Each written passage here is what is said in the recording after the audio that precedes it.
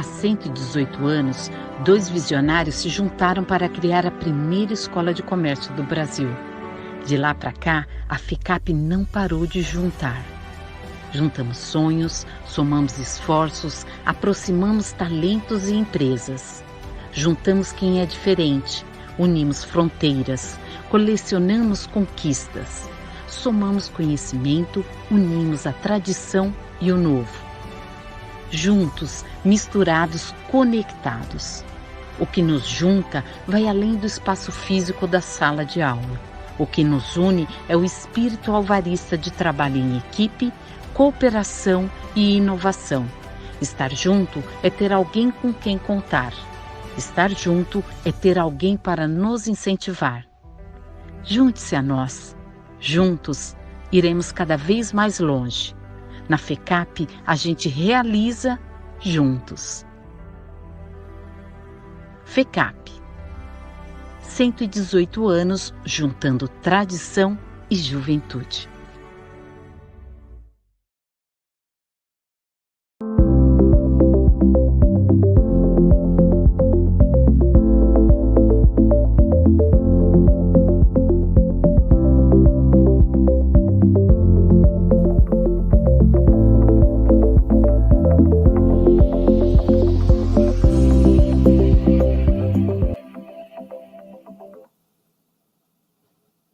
Olá, boa tarde a todos, sejam novamente todos muito bem-vindos à nossa terceira aula dessa incrível jornada que é a Jornada das Finanças Pessoais. Ontem tivemos uma aula incrível com a Patrícia e a Joyce, falando sobre como cuidar, se livrar das dívidas, tá certo? E como não contraí-las. Então, agora que todos nós sabemos os passos, né? Sabemos como dar esses passos na direção de se livrar das dívidas, que tal falarmos agora de sonhos, de como construir, de como se organizar financeiramente para atingir, para conseguirmos chegar nos nossos sonhos. E é sobre isso que a gente vai falar hoje, sobre organização financeira e planejamento financeiro. Para a aula de hoje, eu vou chamar os nossos amigos, a Nayara Bertão, que é vice-presidente da ONG Ação Jovem. Bem-vinda, Nayara. Obrigada, professor. E além da Nayara, um outro parceiraço nosso, o Gabriel Padovese, que é consultor financeiro pela Planejar. Ele já veio aqui na FECAP, deu realmente uma contribuição incrível. Eu acredito que a aula de hoje será também maravilhosa. Boa noite, boa tarde, Gabriel. Boa tarde, Márcio. Obrigado pelo convite, pela oportunidade. E, mais uma vez, parabéns pela iniciativa aqui. Acho que é super importante. Estou muito contente desse papo que a gente vai ter hoje. Maravilha. Pessoal, então eu deixo vocês com os dois, com a Nayara e o Gabriel. Eu acho que vai ser realmente um papo incrível que a gente vai ter. Sejam bem-vindos novamente a essa terceira aula e bora aprender finanças pessoais. Boa aula a todos. Obrigada, Márcio. Primeiro, obrigada aí pela audiência. Sei que o pessoal está chegando ainda. Acho que essa vai ser uma aula bem proveitosa, ainda mais depois da aula de dívida, né? Quando a gente fala das caixinhas aí de educação financeira, a gente sempre fala sobre dívida e sempre fala sobre planejamento, porque são coisas muito complementares e muito interligadas. Tudo tem a ver com o nosso dinheiro, né? E queria passar aqui uma apresentação, que o Lucas pode ajudar a gente aí.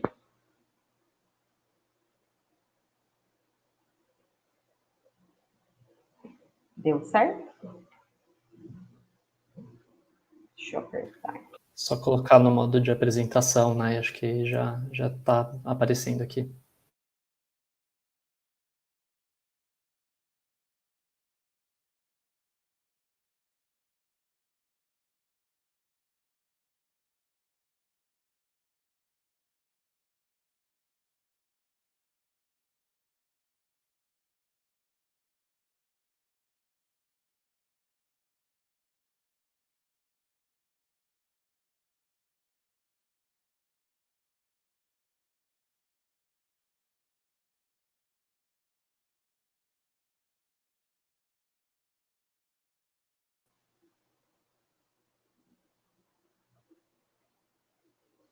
Oi.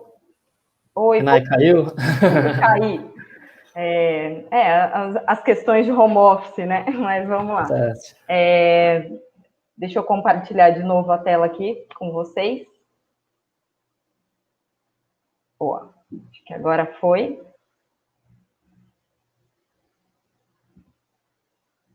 Deu certo? Tá dando para ver sua tela, mas ainda não está na apresentação. Então, peraí, deixa eu resolver isso. Acho que agora vai. Pronto?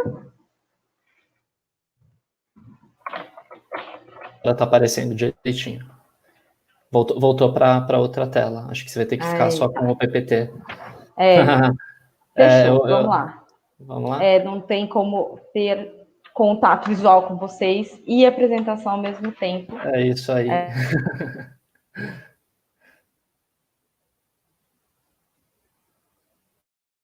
Você me grita, viu, Gabriel? Na terceira aula de como se organizar e planejar sua vida financeira.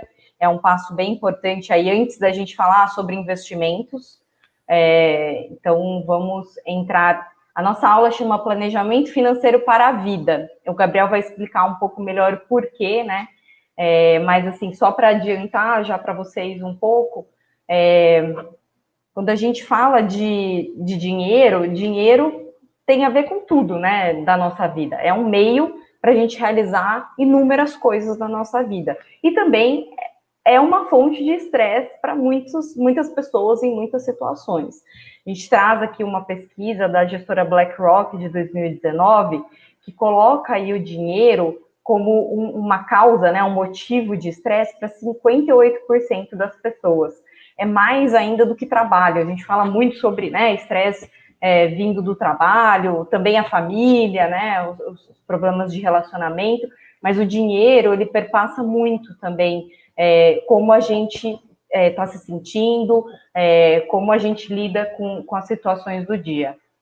E no Brasil, 72% dos inseridos no mercado de trabalho sofrem alguma sequela ocasionada pelo estresse. Quando a gente cruza esses dados, dinheiro é uma grande fonte de estresse e muita gente tem problemas físicos, psicológicos, 32% sofrem de burnout, por exemplo.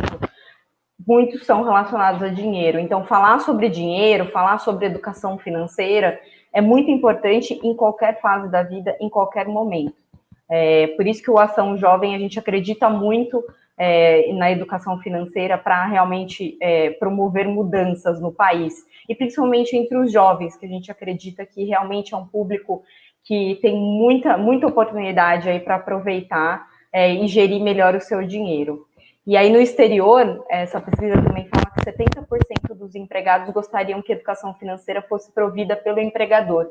Hoje, no Brasil, isso é quase zero. A gente tem pouquíssimas empresas que têm um programa de educação financeira para funcionários. Algumas fazem algumas palestras, mas geralmente são superficiais. Então, cursos como esse, por exemplo, que a gente está promovendo, são muito importantes. E, assim, se vocês gostarem, peço que vocês também compartilhem com amigos e familiares e até pessoas do trabalho, porque realmente essas informações são muito importantes. Vou me apresentar rapidinho, acho que vocês já devem, quem acompanha aí desde o primeiro dia e também participaram de outras lives aí que a gente tem promovido. Eu sou do Ação Jovem, que é uma ONG de educação financeira fundada em 2003, dentro da Bolsa, né, que hoje se chama B3, e a gente sempre teve esse foco em levar a educação financeira para o público jovem. Antes a gente falava muito sobre mercado de capitais, então Bolsa, né, como investir em ações, e a gente entendeu ao longo dos anos que não adiantava só falar sobre isso quando, na verdade, a gente tinha no país uma realidade bem diferente, em que muita gente não consegue nem poupar, né, se organizar financeiramente, que é justamente o tema dessa aula. Então, a gente passou a falar também sobre esses temas. Eu sou jornalista de formação, tenho uma especialização na área de investimento, setor financeiro, trabalho com isso há mais de 10 anos, sou repórter do Valor Invest, que também é uma grande fonte de informação de notícias relacionadas a finanças pessoais. Sou muito entusiasta da ciência comportamental. Eu e o Gabriel, a gente colocou algumas pitadas ali de ciência comportamental nessa apresentação, acho que vai ser importante. Sou LinkedIn Top Voice, né, de 2019, e tenho um blog voltado para o empoderamento feminino, muito com foco em carreira e finanças. Chama Nayara com Elas. Acredito muito que a educação dá oportunidade, muda perspectivas e transforma a vida das pessoas. Então, a educação e conteúdo têm sido aí meus guias por toda a minha carreira. Quero chamar agora o Gabriel para se apresentar. Acho que a gente pode passar para a apresentação dele, né? Que eu acho que é mais fácil.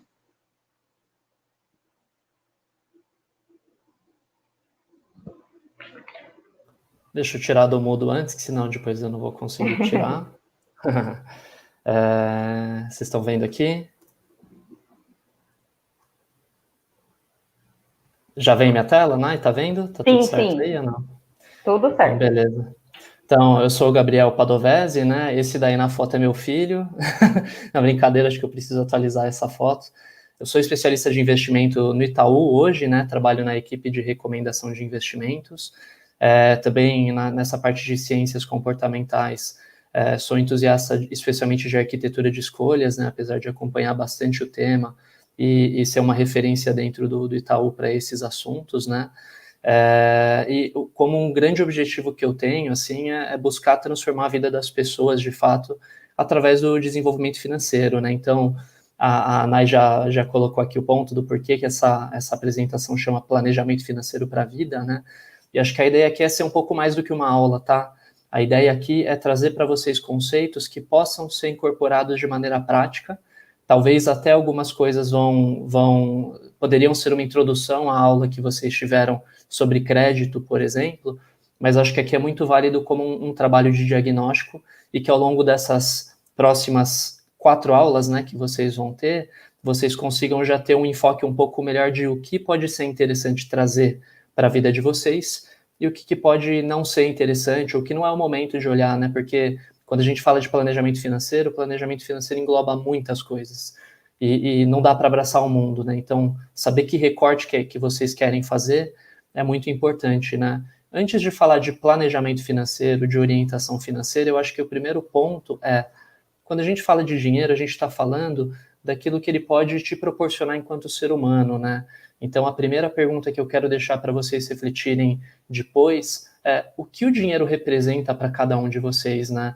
A nossa relação com o dinheiro, essa relação mais íntima com o dinheiro, ela diz muito a respeito do que a gente, de fato, vai conseguir realizar com ele, né? Então, alguns exemplos aqui como ilustrações, né? O dinheiro pode significar poder para você, pode significar lazer, pode significar presentear o próximo, ou até alguma coisa pejorativa, do tipo, tem gente que tem vergonha do dinheiro, tem gente que tem aversão a falar de dinheiro, a ter contato com o dinheiro.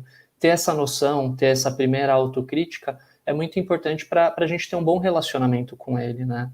E acho que aqui um grande recado que eu queria dar, que é a forma como eu enxergo o dinheiro de alguma maneira, é que o dinheiro ele é uma ferramenta, tá?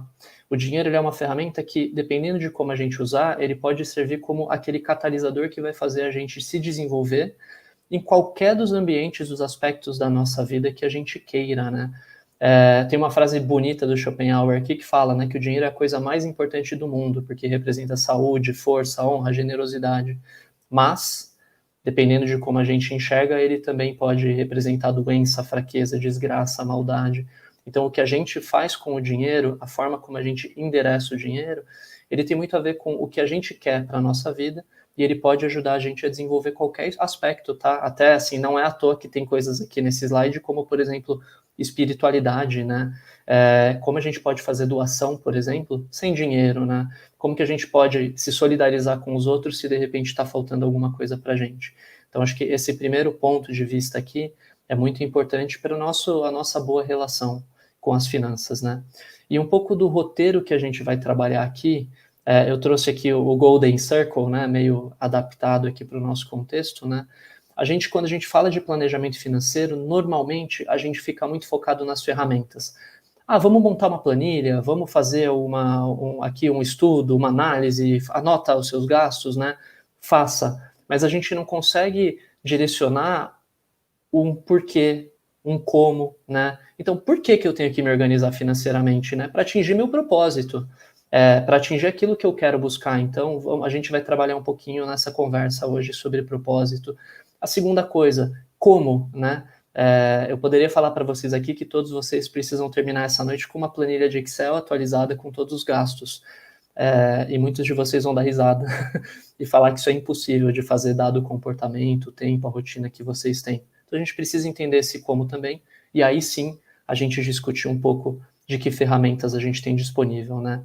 Então, aqui o primeiro ponto de reflexão, que tem muito a ver com a nossa vida, a nossa rotina e o nosso comportamento como é o nosso ritmo, né? Esse slide aqui, que ele é mais conceitual, ele tenta mostrar que a gente tem 3 momentos distintos ao longo da vida. Esses momentos, eles se complementam, eles se retroalimentam e eles são muito importantes para aquilo que a gente vai conseguir ter e ser no futuro, né? Então, vocês aqui como jovens, acho que muitos aqui devem ser bastante jovens, né? Dado a relação aqui com a FECAP, vocês estão saindo de uma fase em que a nossa relação com o dinheiro, ela não é uma relação física. Vocês normalmente não têm dinheiro, ou se tem uma mesada, não é uma coisa que realmente exige uma responsabilidade, né? Mas é nessa fase de crescimento, até os 20 e poucos anos, em que a gente estrutura quem a gente vai ser em relação ao dinheiro. A nossa relação de controle financeiro, os nossos hábitos, a forma como a gente enxerga o dinheiro, né, os valores que nós temos em relação ao dinheiro e o próprio conhecimento financeiro, né? Acho que é muito possível que muitos de vocês sejam privilegiados ao ponto de terem tido uma educação interessante, né? E que, nesse sentido, vão ter o básico, por exemplo, de uma matemática financeira, que vai ajudar muito no futuro, né? Um conhecimento ali de como que o básico da economia funciona, apesar de que, parabéns, né, pela iniciativa de estarem assistindo aqui essa nossa transmissão, porque acho que ela diz muito a respeito de vocês estarem buscando esse conhecimento, né? E a próxima fase é uma fase de concretização dos objetivos, né? É nessa fase em que a gente vai buscar a independência financeira. É onde a gente vai ter uma realização profissional, onde a gente vai ter uma construção familiar, vai investir na carreira.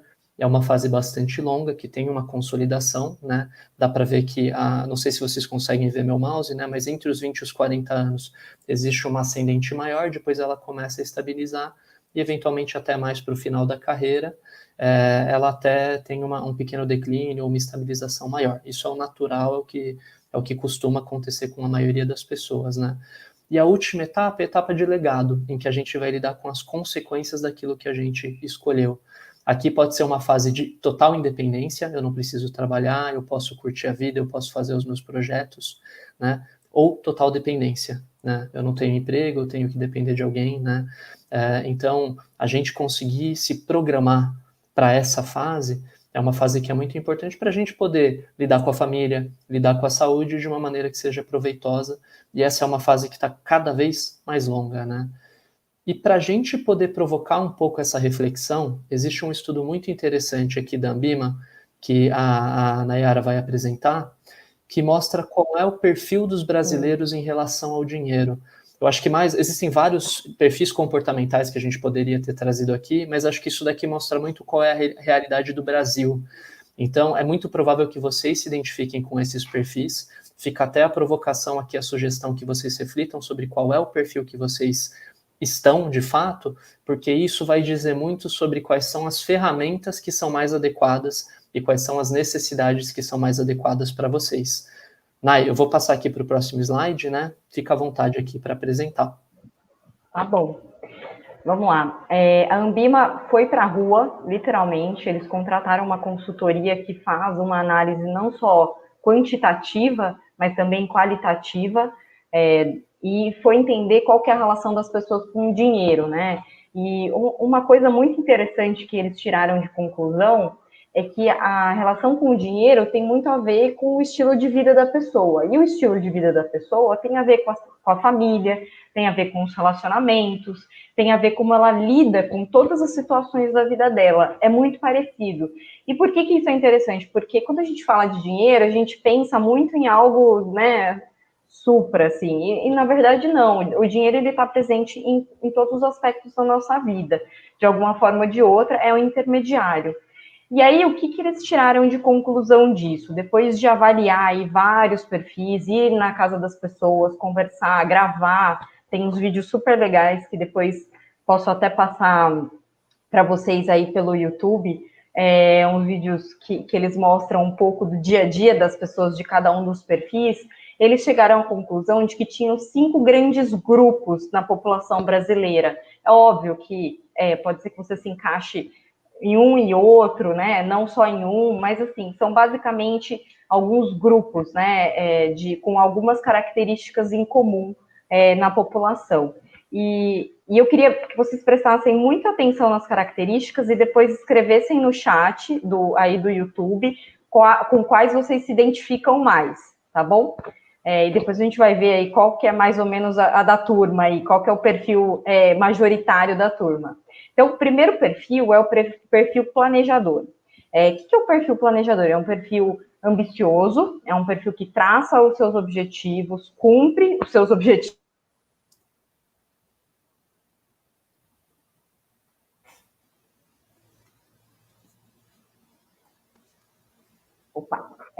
Tem uma boa relação com o dinheiro, não é uma pessoa que é gastona, mas também não é uma pessoa que poupa demais, né?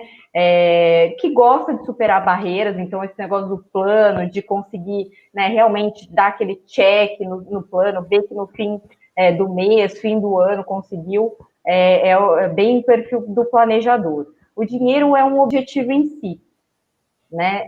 É um pouco diferente de pessoas que lidam com o dinheiro realmente como um intermediário para um bem-estar, né? O planejador, ele olha o dinheiro muito como um fim em si, então ele gosta de ver os números aumentarem ali na conta, né?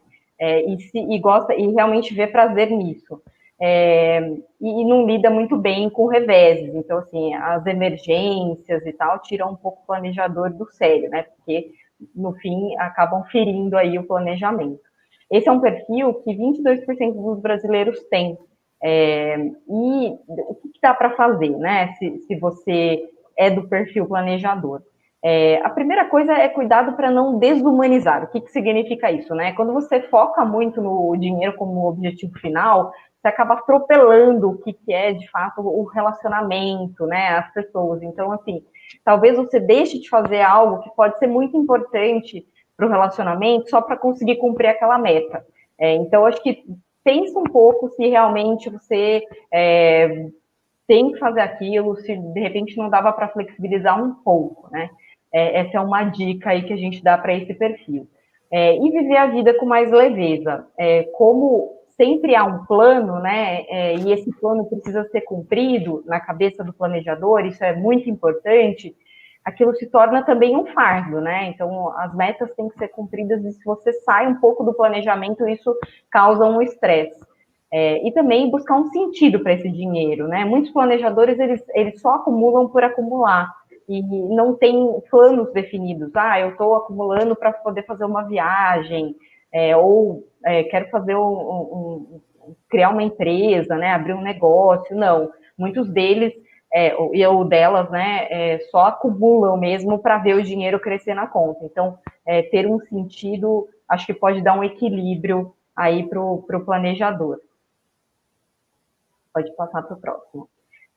E a gente quis trazer um pouco aí de ciência comportamental também para esses perfis, então, falando de vieses comportamentais, né? Na aula passada, a Paty e a Joyce falaram um pouco sobre vieses aí para o lado do gasto, né? E a gente está trazendo aqui um pouco desses vieses que são inconscientes na maior parte das vezes, também para esses perfis de consumo, de gasto, de investimento, é um estilo de vida, né, das pessoas, como elas lidam com o dinheiro. No caso do planejador, há um viés muito claro que é o excesso de confiança. Ele acha que, pode ser, né, obviamente que generalizando aqui, que ele se expõe ao risco e está tudo bem, assim, não vai acontecer nada muito fora do planejado, né. E também o viés da confirmação, dar mais atenção às informações que validem sua hipótese. Ele tem tanta certeza daquilo que ele planejou que ele não vê as adversidades chegando, né? Ele se mantém até com a cabeça mais fechada. Então, tomar um cuidado com esses vieses inconscientes aí, que realmente às vezes a gente não percebe que está caindo neles. Pode seguir. O segundo perfil é o camaleão. O nome é muito, muito interessante porque realmente é um adaptador, né? É uma pessoa que improvisa. Aquela famosa frase lá, se vira nos 30, né? É a pessoa que vive um dia após o outro e dá graças a Deus das coisas estarem dando certo, não tem um planejamento, é bem diferente do planejador, não tem grandes ambições também, não é uma pessoa que quer construir algo, deixar um legado.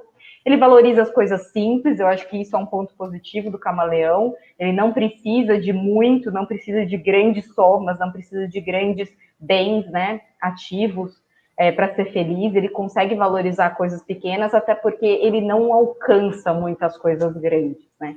Ele aceita muitas coisas como elas são, ele vai no fluxo, né? E adapta.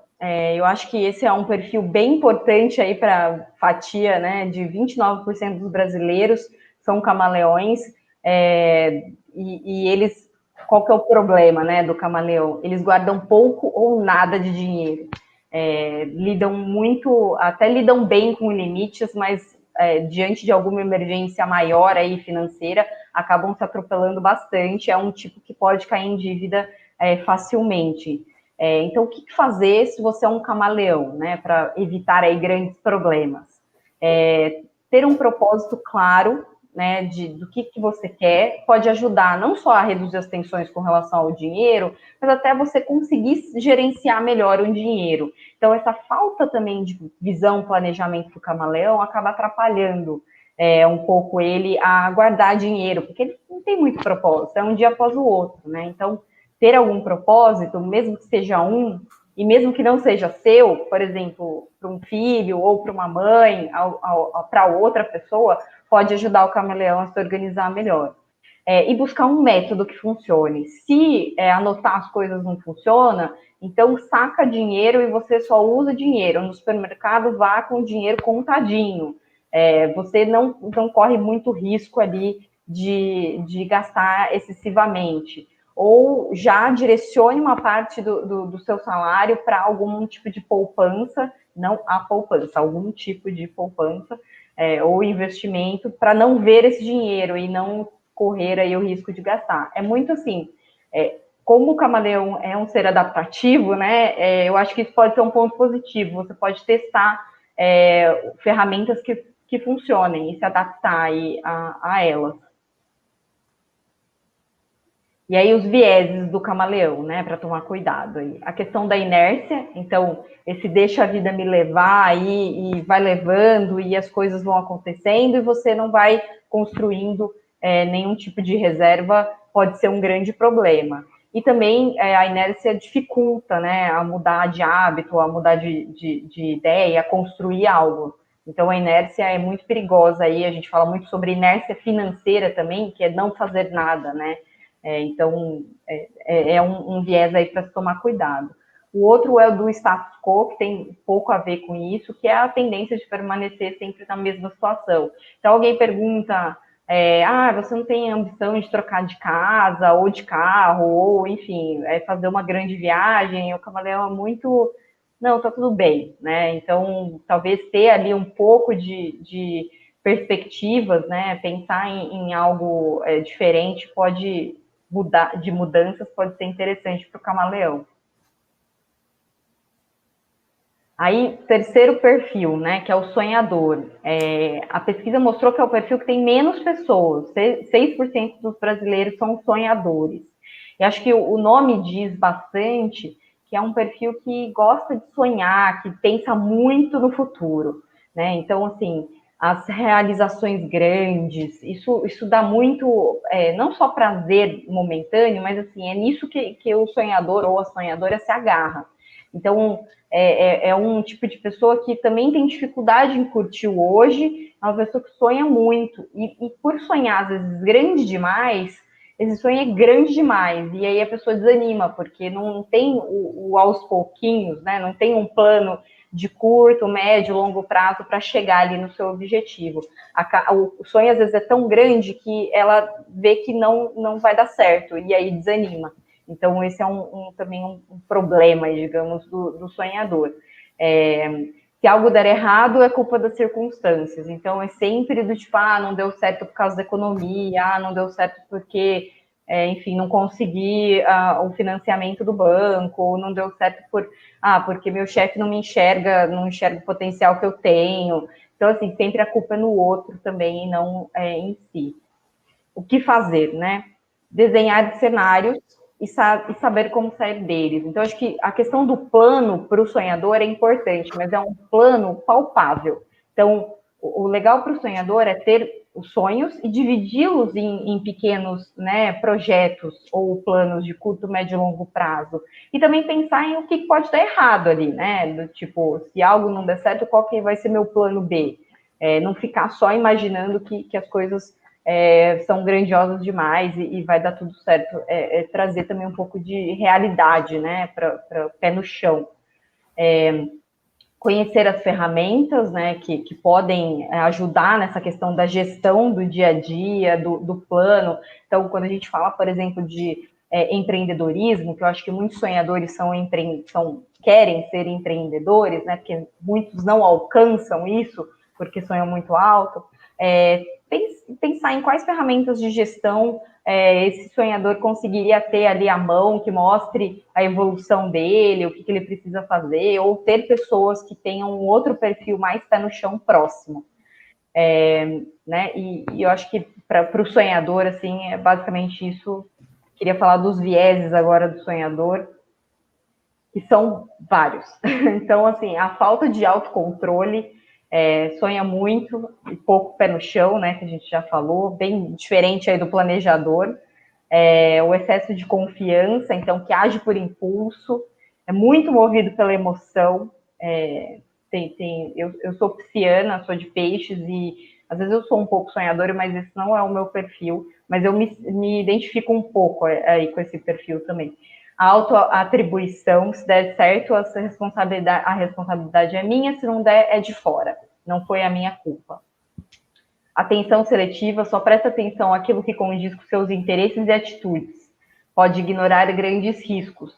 Então, o pé no chão também é para mapeamento de riscos. Quando a gente fala de empreendedores, isso é super importante. Então, mapear o que pode dar errado, seja no seu mercado, com a sua empresa ou até com a sua vida. É importante para o sonhador conseguir trazer um pouco de equilíbrio para a vida. Vamos para o próximo. Construtor. 30% dos brasileiros é o maior grupo, se eu não me engano, né, Gabriel, de todos os brasileiros aí. Muito acho que é um dos maiores mesmo. Né?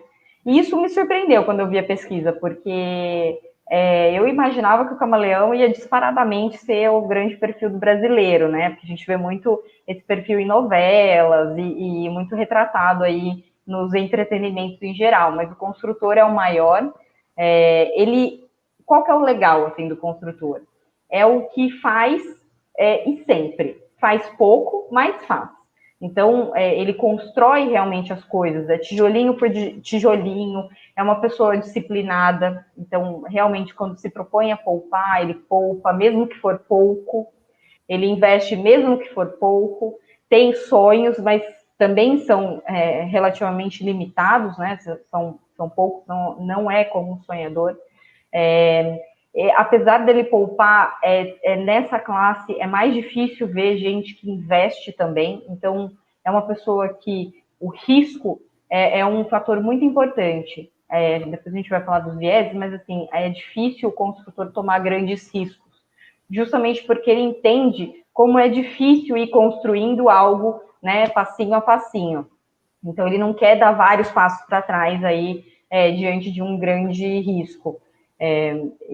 Assim, acho que o legal é sempre ter, se você não é construtor ou construtora, ter alguém próximo, seja um namorado, namorada, um amigo, algum familiar, alguém que seja construtor próximo, porque é uma pessoa que ajuda bastante, assim, a não só colocar a gente no pé no chão, mas também a puxar, né? Porque é uma pessoa que sempre tá se movimentando, mesmo que pouco. Então, os outros perfis recorrem bastante aí ao construtor. O que fazer, né, se você é um construtor e uma construtora? Conhecimento traz segurança. Essa questão dos riscos, por ser muito importante, para você conseguir equilibrar um pouco também, não precisa sair tomando muito risco, mas, assim, alguma coisa de risco, ter conhecimento, é buscar conhecimento. A partir do momento que você consegue expandir o seu conhecimento, você vai ter mais segurança sobre aquilo, e aquilo vai te deixar um pouco mais tranquila, para poder seguir em frente. Então, a questão do conhecimento, da educação para o construtor é importante para ele conseguir ir mais adiante. Ter coragem de dar o próximo passo, mesmo que esse passo seja um pouco maior do que está acostumado, é uma outra dica, e não deixar o dinheiro azedar, né? A gente colocou aí, dê um propósito para ele. Então, a questão do investimento não é só por rentabilizar o dinheiro ou querer ficar mais rico, mas não, é para realmente pensar no que dá para fazer com esse dinheiro. É uma casa própria, tem muitos construtores que realmente têm esse sonho do imóvel. Nai, posso contar uma história aqui Claro. que fala bastante sobre isso? Eu não vou lembrar o nome, tá? Mas há alguns anos atrás, um americano que ele trabalhava num trabalho bem simples, assim, do tipo, acho que ele era porteiro de hotel, alguma coisa assim. Ele morreu já numa idade mais avançada, do tipo 70 para 80 anos, e descobriram que ele tinha em casa alguns milhões guardados no colchão. Que ele tinha exatamente esse perfil, assim, construtor, ele tinha uma vida simples, guardou um dinheiro substancial ao longo da vida, mas acho que talvez por medo, não dá para saber, né, os motivos que fizeram ele guardar esse dinheiro, o dinheiro ficou lá embaixo do colchão e azedando, né, assim, sem de fato ter nenhum propósito. Por isso que esse recado é importante para o perfil construtor, porque ele naturalmente é inseguro quanto às finanças, então muitas vezes ele guarda mais do que precisa guardar, e às vezes o dinheiro, por conta disso, não tem uma destinação que poderia ser mais interessante, né? Seja ajudar alguém, seja desenvolver algum projeto, tirar algum plano do papel, né? Sim, e num momento que a gente fala de uma Selic a 2% ao ano, um CDI 1,9%, e a poupança, então, nem se fala 70% aí do CDI, e a inflação já é mais alta, se você deixa o dinheiro aí no colchão, né, muita gente ainda, a gente vê histórias desse tipo, perde poder de compra, né, então, não é só, buscar realmente conhecimento. Se você, esse perfil de construtor, você tem muito medo, buscar esse conhecimento, porque vai te trazer um pouco mais de segurança, e aí você vai conseguir, aos poucos, sem grandes malabarismos, investir, aplicar melhor o dinheiro. Então, é legal trazer esse equilíbrio também, né? Gestão de risco é importante, mas em excesso te trava. Perfeito. Então, falar um pouco dos vieses agora do construtor. Então, a aversão à perda, né, que tem muito a ver com a questão do risco. A gente sabe aí de de algumas pesquisas de economia comportamental que a perda ela é muito mais significante para a gente do que a felicidade, do que o prazer. Então, a gente sente a perda muito mais forte. Realmente biológico, assim. A gente sente de emoção, o corpo sente a perda muito mais. Até por isso que a gente também, quando tem a perda de alguém, ou uma perda financeira, ou uma perda no jogo, enfim, lembra muito disso, mas não lembra tanto das alegrias, dos ganhos, né? Porque a perda, ela marca mais. E no caso do construtor, a aversão à perda é um viés aí muito presente. E também a aversão ao arrependimento, né? Medo de mudar e se arrepender. Que é essa trava, né, natural aí que o construtor tem e que poderia ser um pouco mais equilibrada. Para ilustrar aqui a aversão à perda, tem um exemplinho bem simples, né? Vou pedir para vocês se imaginarem aqui um dia andando na rua e de repente vocês acham uma nota de R$100. Opa, que bacana, uma nota de 100. Daí você pega e guarda no bolso essa nota e fala, no final do dia, né, já que eu não estava esperando esse dinheiro, eu vou aproveitar, passar no shopping e comprar alguma coisa para mim. Vou comprar um tênis, por exemplo, vai. Daí você chega, vai até o shopping e na hora de pagar o tênis, você descobre que perdeu os R$100. O bolso estava furado e os R$100 não estão mais lá. Pela teoria econômica, a gente deveria ficar neutro, né? Do tipo, eu não tinha R$100 no final do dia, eu terminei o dia sem R$100, eu tô com o mesmo nível de felicidade do começo do dia. mas a verdade é que a gente vai ficar pé da vida, né? E aí o Kahneman e o Tversky, né, que são grandes influenciadores aqui da economia comportamental, conseguiram quantificar essa dor e descobriram que a dor da perda é 2,2 vezes, em média, maior do que a satisfação por um ganho, né? E essa historinha aqui dos R$100 no shopping ilustra bastante bem essa dor aqui, acho que muita gente se identifica com ela. Sim, exatamente. Quem nunca, né?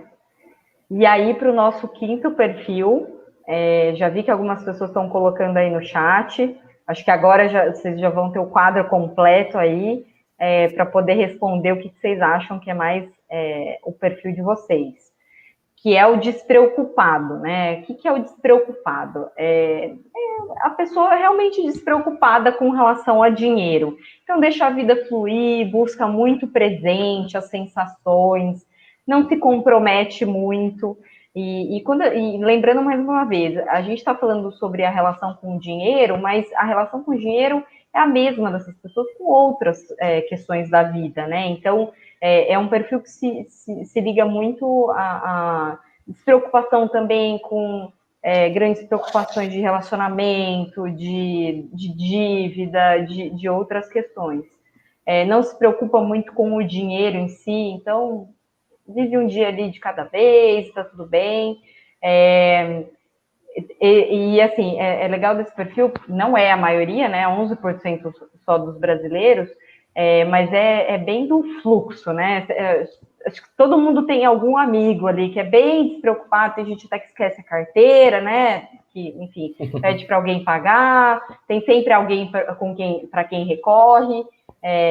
Então, não sei se vocês também se identificam com a pessoa que sempre recebe o despreocupado pedindo aí alguma ajuda, né?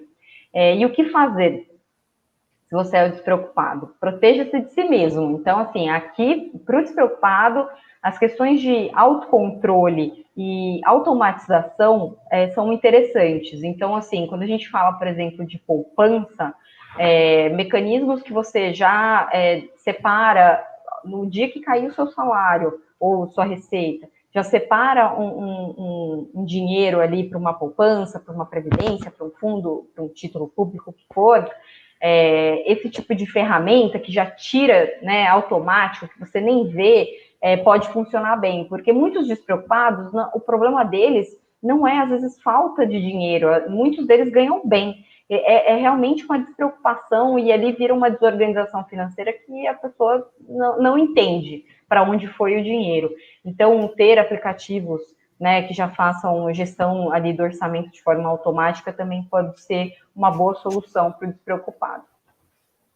E falando dos vieses, a falta de autocontrole, né, então, disfarçado às vezes de despreocupação, e também a falácia dos custos irrecuperáveis, de que adianta começar agora se agora é tarde. Então, isso é uma frase bem clássica, assim, tipo, não, agora já é tarde, né? Então não se preocupa muito em, não, preciso tomar uma atitude. Não sei se você quer completar alguma coisa, Gabriel. Eu acho que é isso mesmo, né? O despreocupado, ele é o perfil que mais exige preocupação, né? Porque, assim, o fato dele ter um porto seguro, às vezes, faz com que ele não perceba os riscos financeiros em que ele está se colocando, e muitas vezes ele pode até ser o responsável pelo risco financeiro de outras pessoas, né? É comum aqui a Ana Leone, né, que apresenta muito bem esse material aqui, que é da Ambima, ela diz que é comum o despreocupado ter um construtor do lado dele, né? E acho que, então, se a gente se identificar com o perfil despreocupado, é importante pensar que nem sempre esse construtor vai estar lá, né? Seja por uma questão de cansaço, seja por uma questão de que toda a vida é finita aqui, e uma hora a gente pode acabar ficando sem esse apoio, né? Sim, exato. E aí, vocês já conseguiram se identificar? Vou passar aqui, aproveitar que o Gabriel vai falar agora, e vou passar para vocês aqui no YouTube o link para vocês poderem fazer esse teste depois, e o link dos resultados.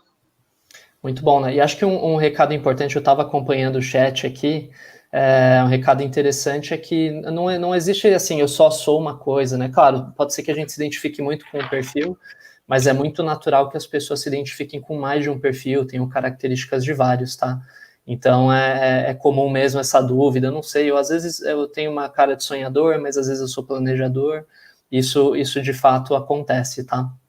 E agora que a gente conhece um pouco esses perfis, eu acho que vale a pena falar um pouco sobre quais são os riscos financeiros que a gente pode ter ao longo da vida e como eles estão relacionados aos perfis, né? Então, quando a gente fala, por exemplo, do despreocupado, o que mais surge é a falta de autocontrole. A falta de preocupação com as finanças mostra um pouco de não ter uma responsabilidade de saber se controlar, de saber talvez se frear um pouco, né? Ele está sempre curtindo a vida, deixando a vida levar, né? E dessa maneira, ele acaba algumas vezes extrapolando e tendo um comportamento de risco financeiro, né? Mas a gente pode falar de questões de autocontrole para todos os perfis, né? A gente pode, assim, o dinheiro para você serve como válvula de escape? Você costuma usar as compras, por exemplo, para lidar com uma situação de estresse, né? Alguma lacuna, alguma carência da vida, você preenche com o uso do dinheiro, né?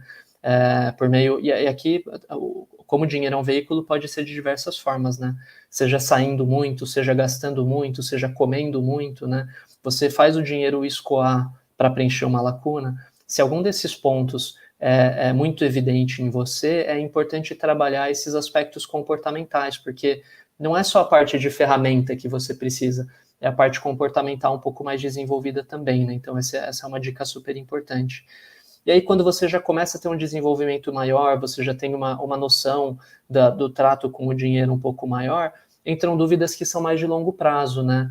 O dinheiro que você tem hoje está adequado para uma mudança súbita na sua vida? E mudança súbita pode ser qualquer coisa, né? Do tipo, desde perder um emprego até, de repente, receber uma oportunidade de emprego no exterior.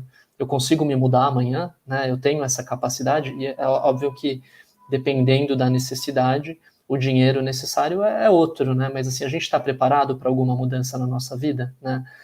O que pode acontecer se de repente você vier a falecer, né? A família está segura sem você, né? Você tem dinheiro disponível para favorecer a sorte mesmo? Um exemplo que eu gosto de dar muito é sobre encarreiramento, né?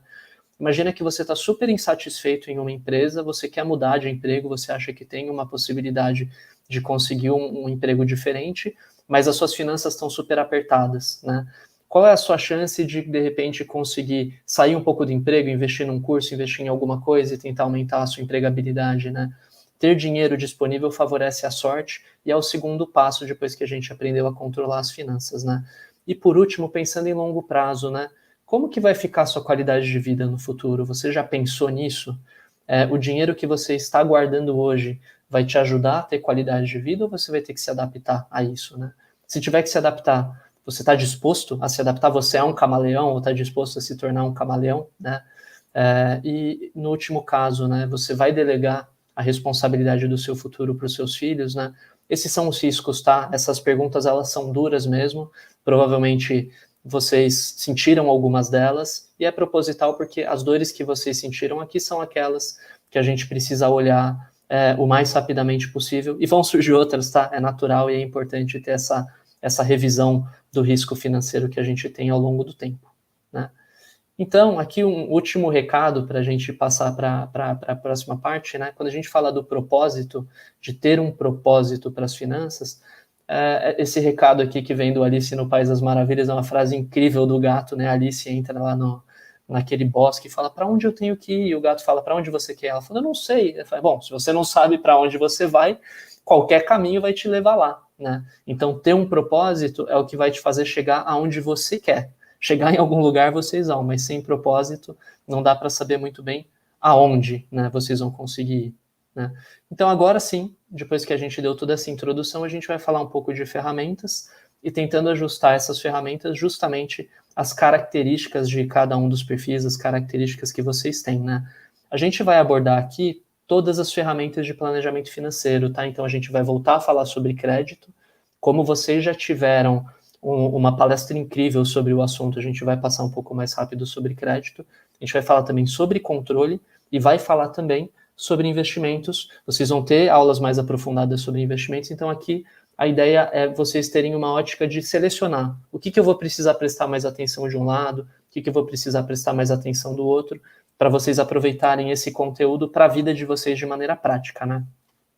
Esse slide, ele é um semigráfico aqui, é um gráfico bastante ilustrativo, mas o que ele busca mostrar é que a nossa vida, se a nossa vida fosse esse pontinho ali no centro, ela é um ponto de equilíbrio entre o uso de crédito e o uso de investimento, tá bom? É natural para a maioria das pessoas equilibrar as duas coisas, é importante saber como usar isso, né?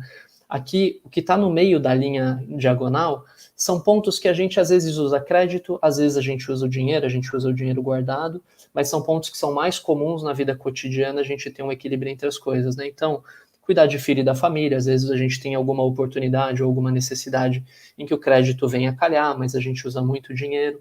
Educação, talvez muitos daqui que ainda estudam usem algum tipo de financiamento estudantil, é um crédito super saudável. E aqueles custos que são muito pesados, né, do tipo transporte, moradia, são gastos que normalmente é adequado se usar um pouco de dinheiro guardado, um pouco de crédito, né, dependendo da necessidade, né. Por outro lado, existem algumas coisas que não tem como fazer com crédito, do tipo, cuidar da sua segurança, não dá para fazer com crédito diretamente, né? Para você ter uma reserva disponível, você precisa guardar dinheiro, você precisa eventualmente contratar um seguro, isso são coisas que dependem de você ter dinheiro disponível naquele momento. Cuidar do seu legado, seja qual for o legado, tá? A gente pode estar falando de família, de herança, de patrimônio, mas também pode ser, por exemplo, alguma coisa que você quer deixar adiante, um propósito que você tenha, depende de você ter dinheiro para isso, né? Por outro lado, existem algumas situações em que o crédito pode vir bastante a calhar. A primeira delas é emergência. Se eu não trabalhei com a minha segurança naturalmente, eu tenho uma emergência, eu vou precisar recorrer a crédito. Isso não é bom, tá? É um ponto de equilíbrio que precisa ser muito bem avaliado, né? E um que é comum e que a gente pode abordar um pouquinho mais hoje é sobre empreendedorismo, né? Quando a gente fala das companhias, é muito natural se tomar créditos saudáveis, créditos subsidiados, para a gente conseguir explorar um desenvolvimento de um sonho, né? Obviamente com muito planejamento, um desenho muito bem elaborado do propósito, de novo, né, a palavra propósito aqui, daquele crédito, mas ele pode ser bastante saudável, tá? E da mesma forma que existem casos em que o crédito é saudável, existem situações, aquela arvorezinha preta ali no canto, e que o investimento é não saudável. É o caso do exemplo que eu falei aqui, né, do rapaz americano que faleceu e o dinheiro estava lá só azedando, em que se a gente só guarda, só investe, eventualmente a gente também pode estar deixando oportunidades de prazer, oportunidades de viver a vida na mesa também. Planejamento financeiro é sobre esse ponto de equilíbrio que a gente tem que encontrar entre todas essas coisas, né? E último recado, xizinho ali, crédito para comprar presente, crédito para lazer, para prazer imediato, para compra do dia a dia, isso é proibido, tá, gente? Se vocês estão passando por isso aí, é uma evidência, é um sinal de possível problema financeiro ou já existente ou começando a existir, começando a aparecer, né? Esse desenho aqui é para ilustrar um pouco isso que eu falei agora. Então, assim, a gente consegue diagnosticar a nossa vida financeira pelo fluxo de caixa que a gente tem, né? Eu poderia dizer que essa linha aqui é uma linha do tempo, em que quanto mais para a esquerda a gente está, quanto mais crédito a gente está usando, a gente está mais atrasado, a gente está mais no passado, né? O dinheiro que a gente recebe hoje serve para quitar as coisas que a gente comprou ontem, então o nosso dinheiro está no passado, e quando a gente investe, a gente está começando a jogar dinheiro para o futuro, a gente está começando a guardar dinheiro para disponibilizar, para deixar acessíveis as coisas que a gente quer fazer ao longo do tempo. Então, quando a gente fala de um planejamento financeiro saudável, tudo que a gente fala é sobre ampliação de horizontes, tá? Imagina que a gente está falando aqui de um horizonte completamente fechado, aquela pessoa que hoje está super endividada, aquela pessoa que está em uma situação em que eventualmente já extrapolou as dívidas, está naquela situação da falácia dos custos irrecuperáveis que a Nay comentou agora há pouco, em que ela não consegue nem falar, eu vou fazer alguma coisa, né? A gente chama de efeito avestruz também, né? Que enfia a cabeça embaixo da terra, finge que o problema não existe e deixa a bola rolar. O que precisa fazer aqui? Começar a enxergar um pouquinho à frente. Só um pouquinho, tá? A ideia aqui é começar a reduzir o peso. Imagina que o planejamento financeiro é uma maratona. Aqui a ideia é tira um pouco do peso que está sobressalente e vai ganhando fôlego. Para isso, vamos diminuir as dívidas caras, vamos renegociar os prazos das contas, cancelar aqueles serviços menos importantes, né? Ultimamente, a gente está cada vez mais contratando coisas que são picadas, né? Eu vou dar um exemplo aqui em casa. Hoje a gente já tem Netflix, já tem Amazon Prime, já tem Globoplay. Poxa, assim, se precisar, eu tenho claramente um serviço que eu posso, de repente, cortar aqui, né? Pedir desconto, gente, isso é uma coisa que é muito comum a gente não fazer por vergonha, por achar que isso é uma coisa de, eventualmente, que mostra uma falta de capacidade financeira, mas eu vou dizer que quem tem um bom planejamento financeiro, quem realmente cuida do dinheiro, pede desconto, negocia desconto, e quando, não é nesse momento, mas quando tem um preparo, inclusive, força bastante para pagar à vista, porque isso dá mais desconto ainda, né? E, se for o caso, como última alternativa, buscar outras formas de ganhar dinheiro aqui. Nai, quer me complementar com alguma coisa? Quero. Uma dica que vale muito, parece super pequena, mas ela é bem significativa. Não vá no supermercado com fome, porque você instintivamente vai querer comprar tudo. Então, assim, isso é uma dica importante. Tem uma outra dica que o Gustavo Cerbasi, que é um planejador financeiro também, que eu gosto bastante, ele fala muito sobre a questão de ter estoques.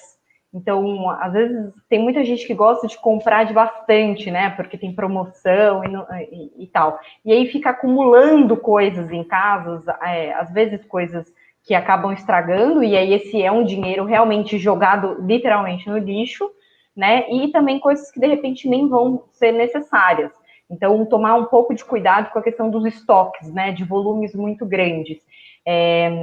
Se possível, né? É óbvio que a gente está numa situação ali atípica de um isolamento, né? Tentar fazer suas compras semanalmente e pensar de forma mais semanal também, né? Para evitar esses grandes gastos, né? Que a gente acaba fazendo, às vezes, por impulso. E eu falei dessa questão da fome no supermercado, mas é bem isso, né? A gente age muito por impulso, a gente é ser humano, né? Então, tentar identificar quais as situações em que os seus sentimentos acabam interferindo no seu relacionamento com o dinheiro e com o consumo. Então, assim, momentos que você sabe que quando você tá triste você gasta mais, some com o cartão de crédito de perto, sabe? Então, assim, tem esses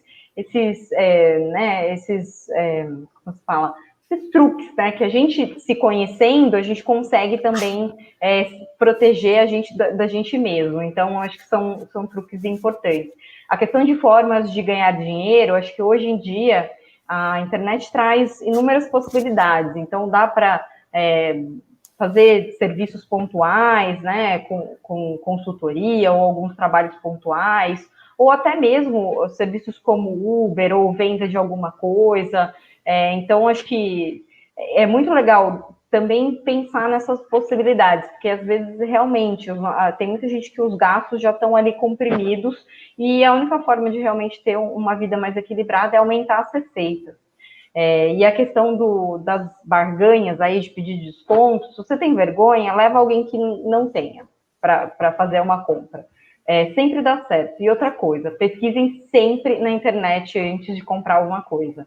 Ainda mais hoje em dia, com todas essas plataformas disponíveis e lutando aí para conseguir o consumidor online, tem muita possibilidade de oferta, inclusive vouchers, né, de desconto. Então, vale a pena dar uma conferida sempre nesses buscadores de preço e colocar os alertas quando o preço realmente estiver no que você está disposto a pagar.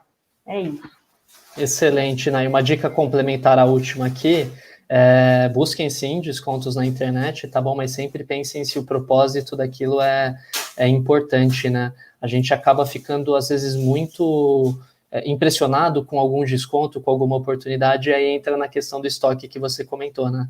Compra uma coisa que ou a gente não compraria, se não fosse a situação do desconto, e eventualmente a gente pode comprar alguma coisa a mais, de uma forma que a gente não precisasse também, né? Então, complementando aqui, é super importante, né? Tomar cuidado com o nosso comportamento, especialmente na internet, porque a internet ela foi feita e está sendo cada vez mais desenvolvida para que a gente faça tudo em um clique.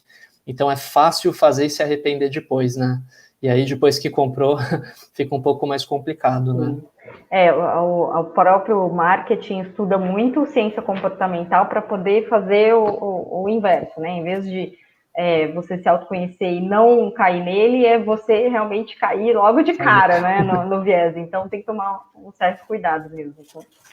Exatamente, são os sludges, né, que a gente fala, que são os nudges, eles são considerados os estímulos para o bem, e os sludges são os estímulos para o mal aqui, né. Bom, depois que a gente ampliou um pouquinho esse horizonte, né, a ideia é praticar um pouco a resistência, né, lembrando da analogia da maratona aqui, né. Então, primeiro, bastante do que a Nay falou, inclusive, né, a gente precisa entender aquilo que está prejudicando o nosso comportamento, então a gente precisa entender quais são as nossas tentações e evitá-las, tá? A gente tem hábitos consumistas que são diferentes, tem gente que gosta, por exemplo, de espairecer no shopping, e se você vai espairecer no shopping e gastar, talvez você precise mudar o lugar de espairecer para um parque, por exemplo, poderia ajudar, né? Tentar cancelar cartão de crédito, cancelar as coisas que te dão muita velocidade de compra, tá? Até no limite, a gente está falando aqui de repente, você se forçar a não ter uma compra em um clique, para se você for fazer uma compra online, você ser obrigado a ir digitar seu cartão, para que isso se torne um pouco mais difícil, um pouco mais dificultado, né, para vocês fazerem.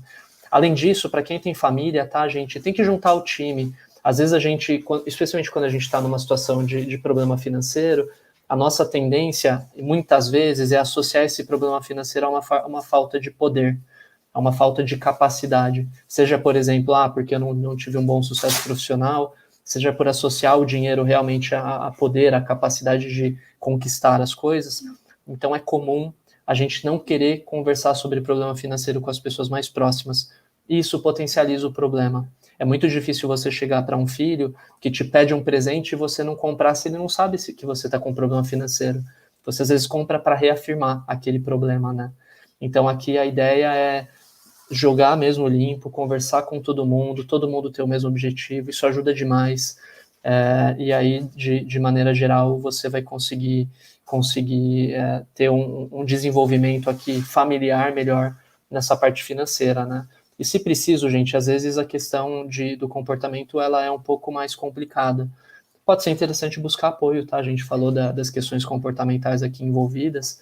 Se você tem uma compulsão e percebe que tem uma compulsão, a melhor coisa é procurar apoio psicológico, tentar buscar a fonte disso para resolver, tá? Então, não é vergonhoso, é super importante, inclusive, para ter uma vida financeira saudável, né?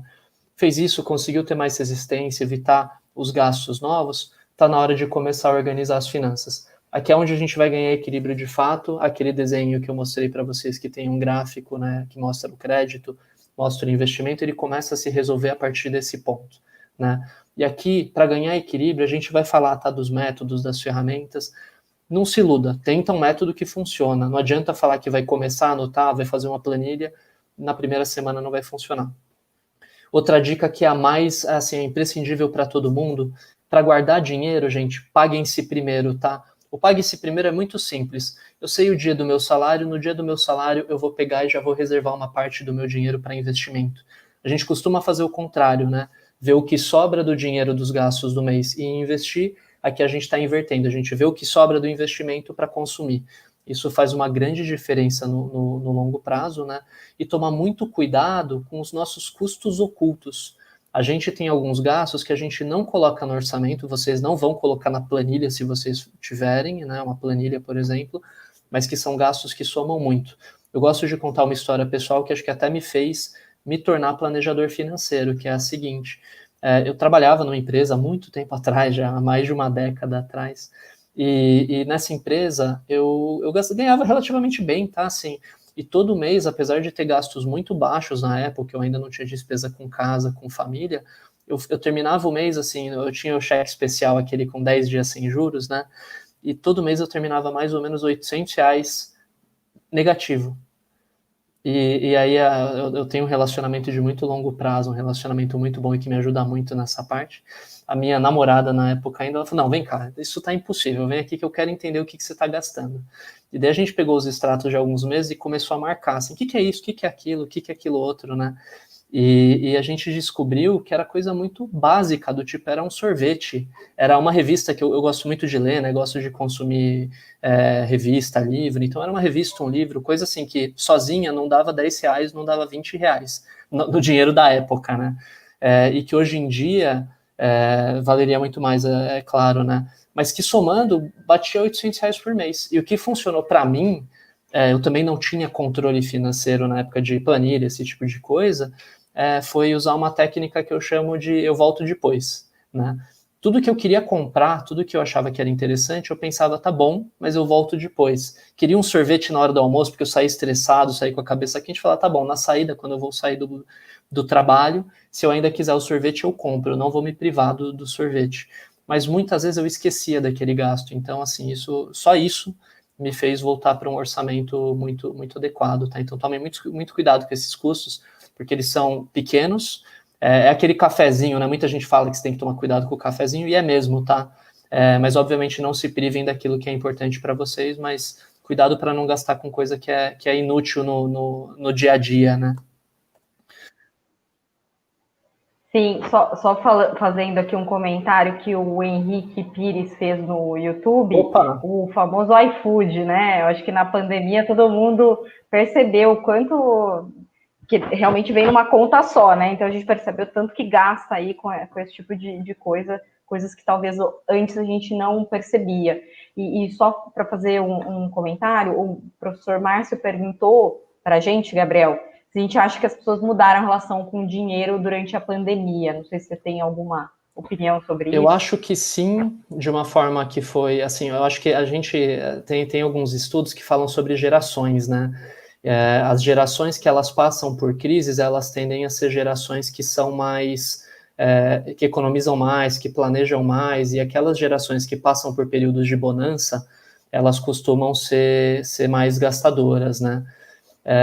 Mas normalmente essas gerações elas passam por ciclos longos, né? Por exemplo, uma grande crise foi a Primeira Guerra Mundial, quando a gente fala do povo que viveu durante a guerra, né? O que nasceu durante aquele período de guerra, são pessoas que são super controladas com orçamento. Mas os baby boomers, que são a geração seguinte, são super gastadores, por exemplo, né? A gente chama de gerações cíclicas e contracíclicas, né? Mas nesse caso, a gente teve uma situação que é muito atípica. A gente teve uma crise muito severa e muito curta. Então, talvez a gente tenha uma transformação das gerações anteriores. Eu acho que a primeira situação é sim, muita gente, aumentou bastante a procura por orientação financeira, muita gente querendo saber como se organizar, né? Acho que você pode até contar um pouco mais aqui, tendo a experiência do Valor Invest. O que a gente não sabe ainda é o quanto isso é duradouro, tá? Pode ser um fenômeno mais de curto prazo, porque realmente a gente precisou economizar mais nesse período, ou pode ser duradouro e realmente mudar o paradigma dessa geração, e a gente ser uma geração que une todas, né? Todo mundo que viveu essa fase, independente da idade, tem um comportamento parecido financeiro daqui para frente. Legal. Não, acho que concordo com você 100%. Assim, a gente teve no Valor Invest um pico de audiência, muita gente começou a conseguir economizar, coisa que não fazia antes, e procurar informação de investimento, que eu acho que todo mundo aí, todos os sites relacionados a isso tiveram também. O que pode ter sido uma ótima oportunidade para a gente mudar um outro viés que chama ancoragem. A gente, principalmente quem mora em São Paulo, cidades grandes, está muito ancorado em preços altos, né, para as coisas. Então, sai para jantar é um absurdo. Eu acho que a pandemia mostrou o valor das coisas, né, para a gente, o quanto a gente realmente estava gastando com as coisas. Então, assim, cozinhar em casa é muito mais barato. Então, espero que a gente tenha mudado aí um pouco as âncoras, né, dos preços, para a gente conseguir se controlar melhor quando tudo isso passar. Perfeito, né? Vou passar um pouquinho mais rápido agora que estou olhando o horário para a gente conseguir passar por todo o conteúdo. Os próximos passos aqui são relacionados já a gente se preparar com o investimento, né? Agora que a gente tem fôlego, a ideia é primeiro começar a poupar para os primeiros momentos de vacas magras, que eles vão vir, tá? Todo mundo tem momento de crise durante a vida, e a forma como a gente se prepara para elas, né? Aquela história da cigarra e da formiga, é o que faz a gente passar bem ou não pelas crises, né? E também para as oportunidades, porque elas vão vir, tá? E começar a aprender o que é liberdade de escolha. Eu acho que esse efeito de ter a liberdade de escolha faz a gente querer investir mais, tá? Então, esse é o momento-chave para a gente começar a virar investidor, né? E começar a pensar em como proteger a família também. Depois disso feito, esse primeiro passo de contato com os investimentos em si, é aí que a gente consegue dar ritmo para os projetos, é aí que a gente consegue realmente olhar para os horizontes mais longos, né? Falando um pouquinho aqui sobre cada uma das ferramentas, né?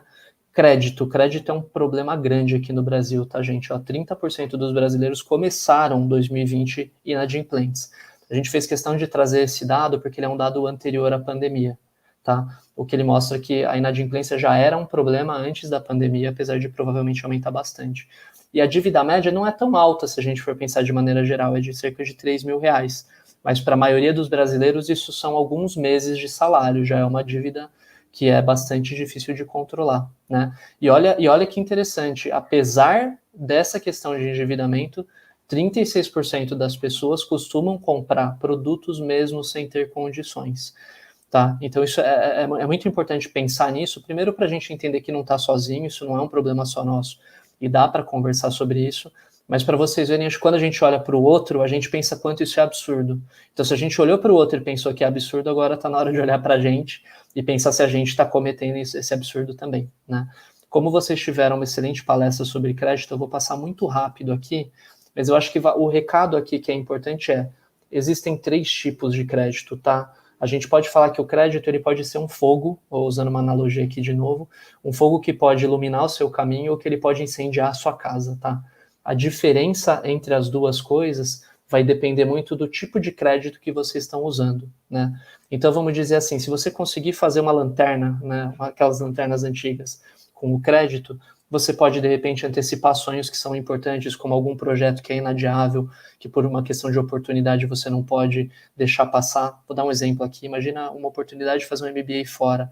Puxa, não tenho dinheiro, talvez valha a pena pegar um crédito para isso. Poxa, sou dentista, quero abrir um consultório, talvez valha pegar um crédito para isso de forma muito bem planejada, tá? A lanterna, ela precisa dessa estrutura em volta, ela precisa do planejamento. Se não tiver planejamento, vocês estão cometendo um deslize, tá? Para empreendedorismo de maneira geral.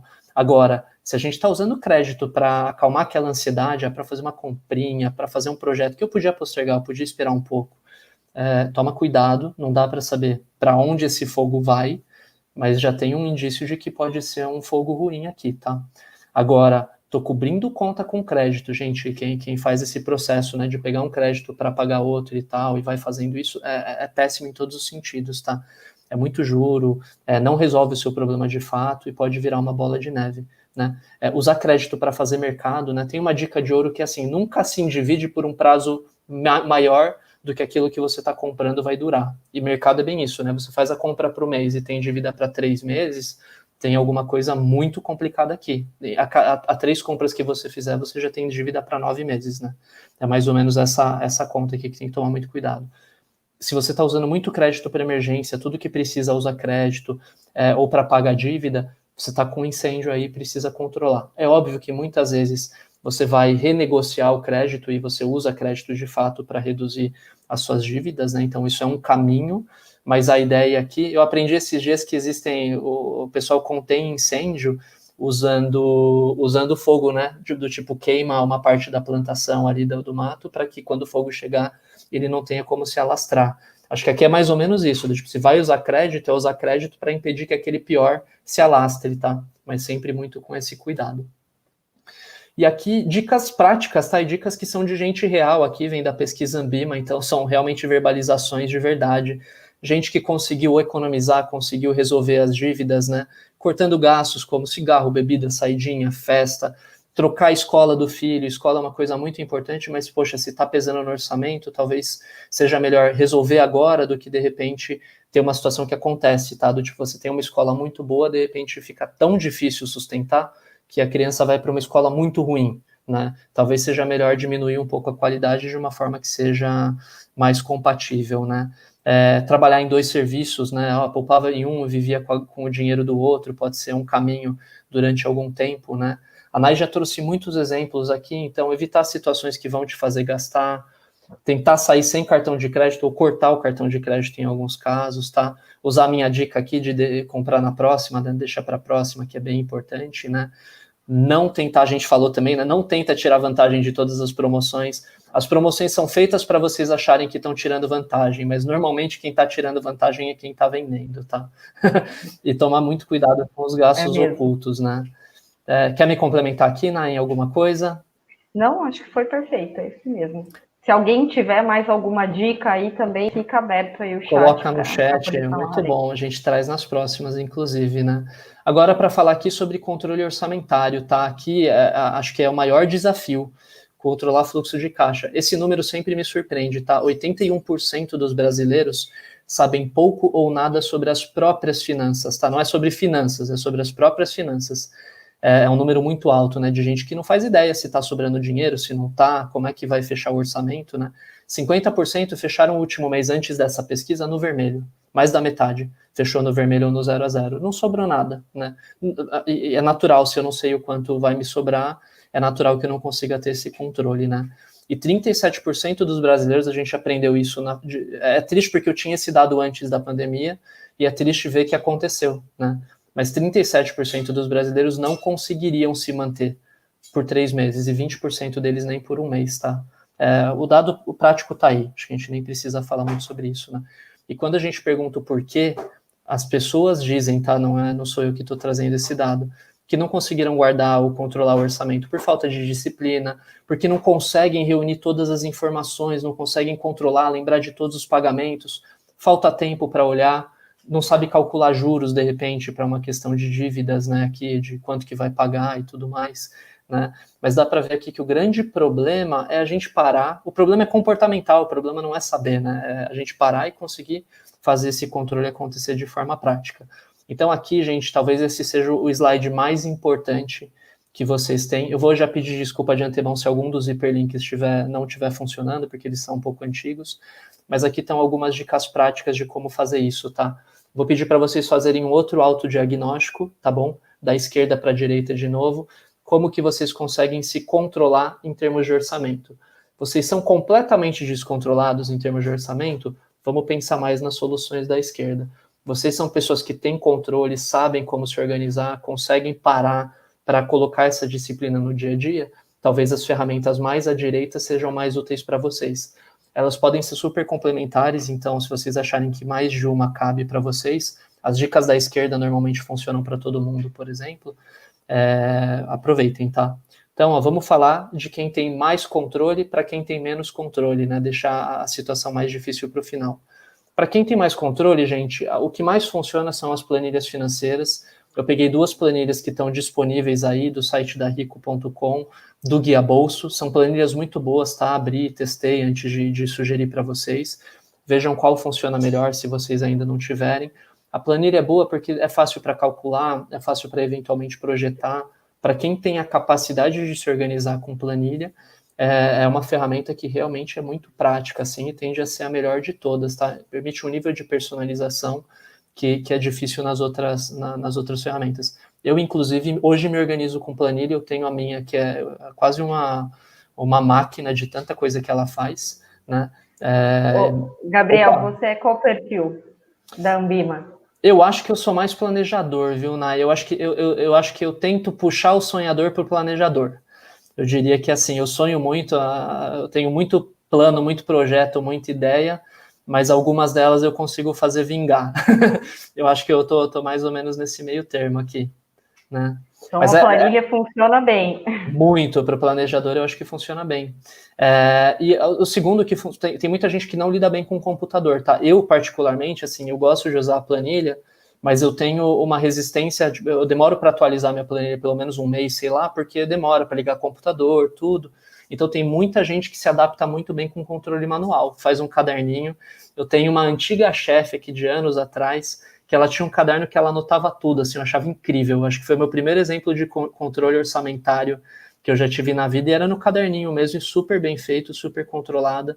Para quem tem esse perfil, é uma boa opção, porque você está lá com a possibilidade de anotar o tempo todo, né? Talvez ela até tenha digitalizado isso, né? O caderno pode virar uma planilha de notas ali no celular, alguma coisa assim. Aí, para quem já não tem tanto controle assim, eu vou dar 2 dicas de ferramenta, tá? O Guia Bolso, ela é uma ferramenta que ela dá mais diagnóstico do que plano de ação.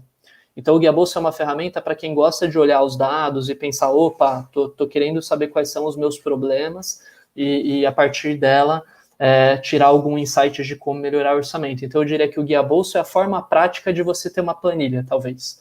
fazendo um resumo bem básico aqui de uma ferramenta que é muito mais do que isso, tá? Mas então, para quem tem um pouco mais de controle, ele funciona muito bem.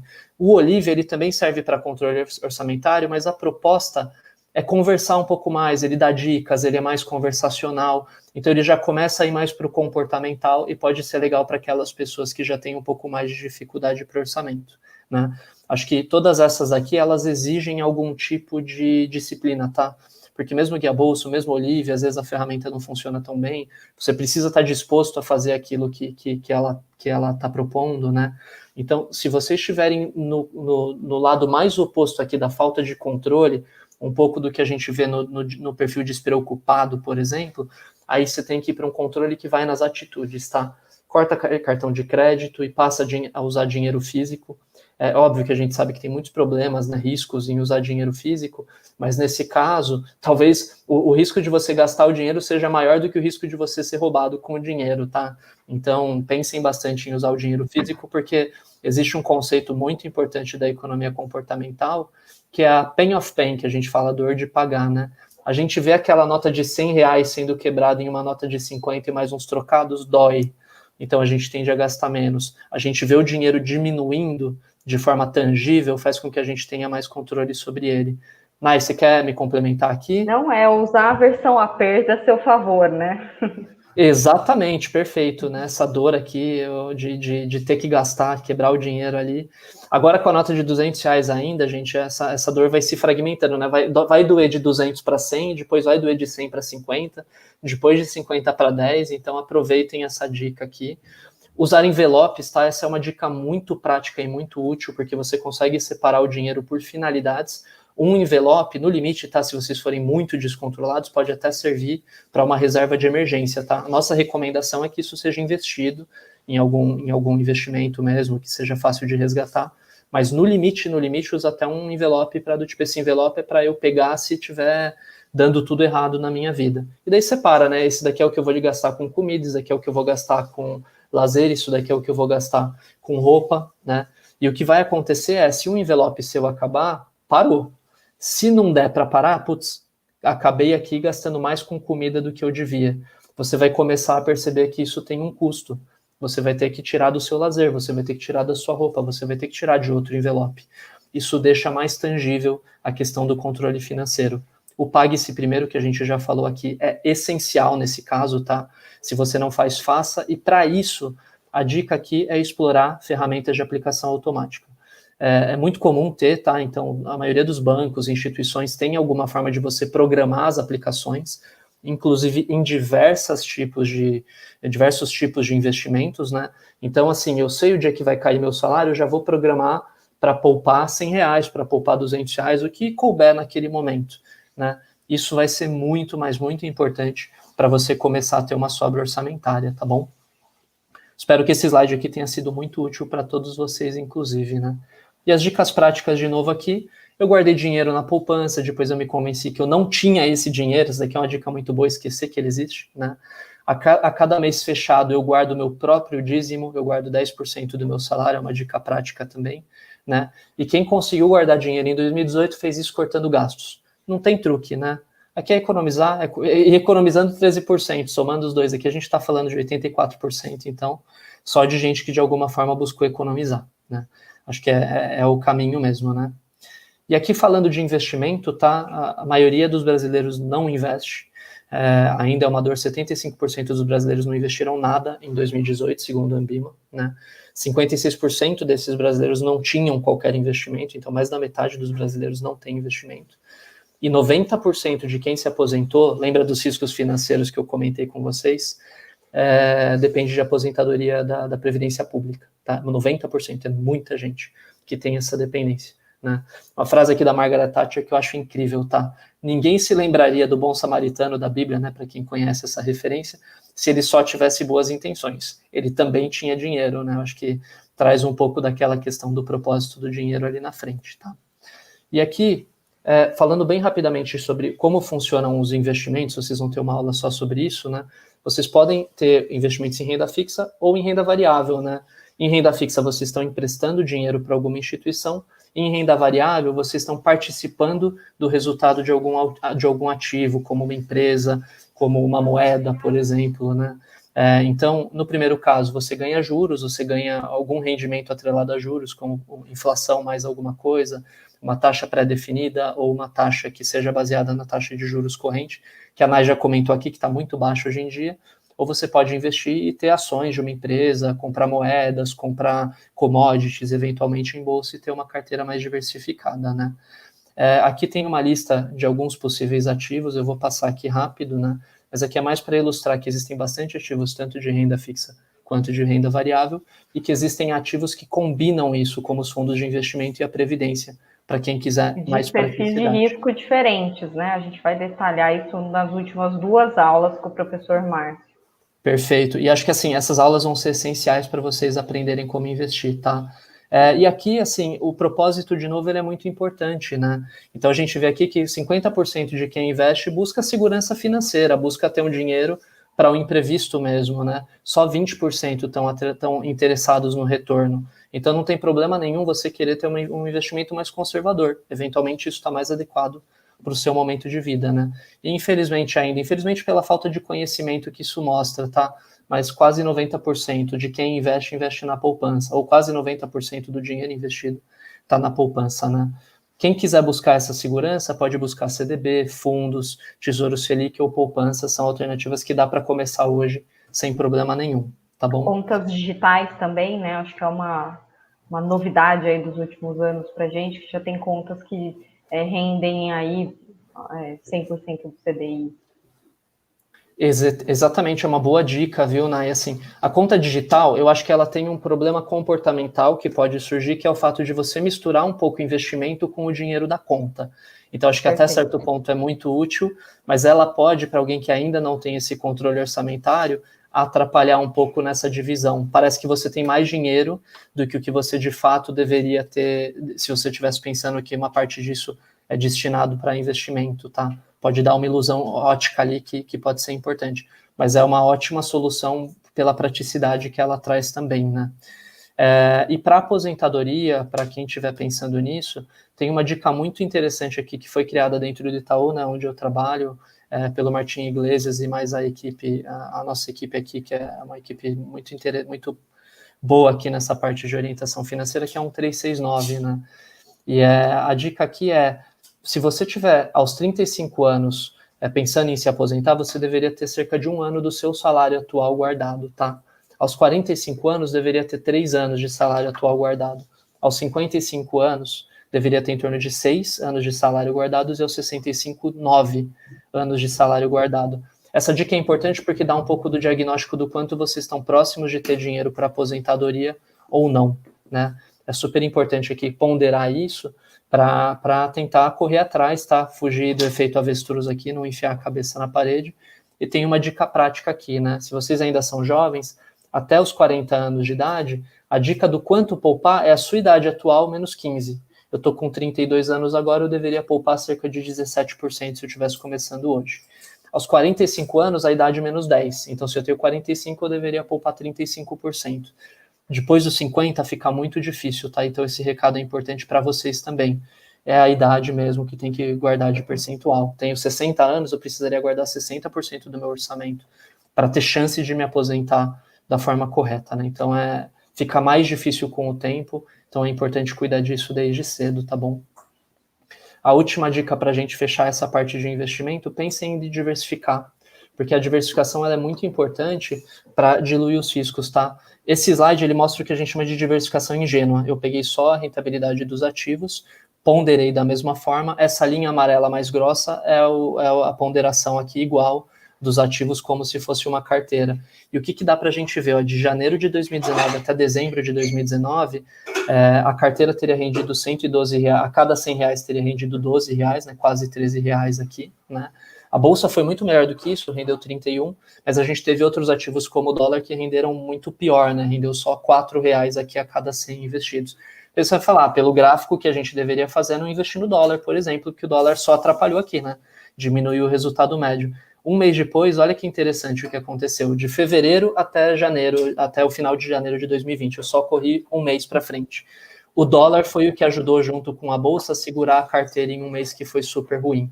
né? A gente teve aqui a carteira rendendo R$111, R$112 de novo, mostrando uma certa estabilidade aqui no rendimento, né? Que a diversificação proporciona isso, ela ajuda a reduzir o risco, ao mesmo tempo em que ela ajuda a otimizar o retorno, né?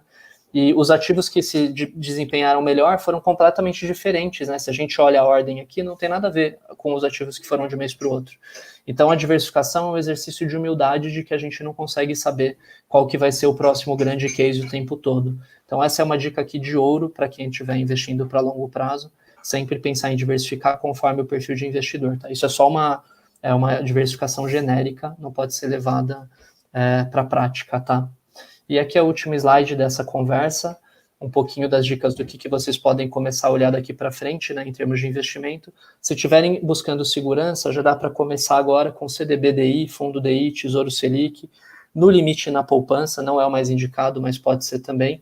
E para experimentar, fiquem atentos aí nas próximas aulas aos multimercados, aos fundos de ações, ao Tesouro, IPCA, Tesouro Pré, tem muito ETF na Bolsa, que são fundos que replicam índices, fundos imobiliários, acho que tem muita coisa legal para diversificar e que dá para experimentar, dá para investir com um valor acessível aqui. Gente, é isso, eu sei que a gente está em cima do horário. Nai, quer passar mais algum recado final aqui? Quero só aproveitar um comentário, uma pergunta da Vanessa e falar sobre essa questão do investimento, que ela perguntou para quem tem o perfil construtor, qual seria a dica para investir? Na verdade, o investimento vai depender muito de duas coisas. Primeiro, de qual que é o objetivo para aquele dinheiro, isso tem a ver com qual período que você vai ficar com aquele dinheiro, e também quanto você tem, né? Tem N outras limitações. Então, não é tanto com relação ao seu perfil ali de como você lida com o dinheiro, mas sim para que você vai querer aquele dinheiro, né? Se ele vai ser mais de longo prazo, se é mais de curto, qual que é o montante que você tem. Então, a gente vai entrar em detalhes aí de investimento depois. Excelente, né? Só fazendo um complemento aqui importante, o construtor ele tende a ter mais receio, né? Então ele tende a ser conservador. Então vocês vão ver mais os ativos, mas um ponto muito importante como dica para o construtor é sempre tomar cuidado para não investir em alguma coisa que de repente possa fazer ele ter perda de rendimento real, né? Ou seja, perder da inflação. Acho que é o maior risco dele, né? Por querer proteger tanto o dinheiro, acabar deixando, como foi o exemplo que eu dei, deixando dentro do colchão. Essa pessoa poderia ter muito mais dinheiro guardado se tivesse investido, né? Esse dinheiro teria sido mais útil para a sociedade e teria sido mais vantajoso para essa pessoa também, né? Sim. Eu acho que é isso, gente. Queríamos ficar bem mais aqui, porque conteúdo tem bastante, mas realmente a gente já estourou o horário. Sei que muitos de vocês têm aula. Queria agradecer a audiência, agradecer bastante o Gabriel aí por ter topado vir falar com a gente sobre planejamento. E qualquer outra dúvida, acho que, não sei se você quer passar o último slide aí só com os nossos contatos, né, para caso as pessoas queiram aí mandar alguma dúvida ou alguma consideração, enfim. Tem aí o meu e-mail e do Gabriel também. Na próxima semana a gente não tem aula, mas a gente volta no dia 28, com uma aula sobre carreira no mercado financeiro. A gente vai falar sobre empreendedorismo, a gente vai falar sobre certificações, e a gente com bastante convidados, né? Então vai ser uma aula bem dinâmica e prática. Então acho que vocês vão gostar bastante. No dia 28, agora de outubro, às 17h30 também. E aí depois a gente vai ter aulas de tributos e as duas últimas de investimento, de renda fixa e renda variável. Obrigada, pessoal. Convido vocês também para seguir as redes do Ação Jovem, a gente tem bastante conteúdo de finanças, e estamos muito abertos também a novas sugestões. Obrigada. Obrigado, gente, uma boa noite para todos vocês, espero de coração que vocês tenham gostado, e fico à disposição aqui, Márcio, mais uma vez o agradecimento aqui à FECAP, né, para a gente ter outras conversas como essa, que acho que são muito proveitosas e muito boas. É isso.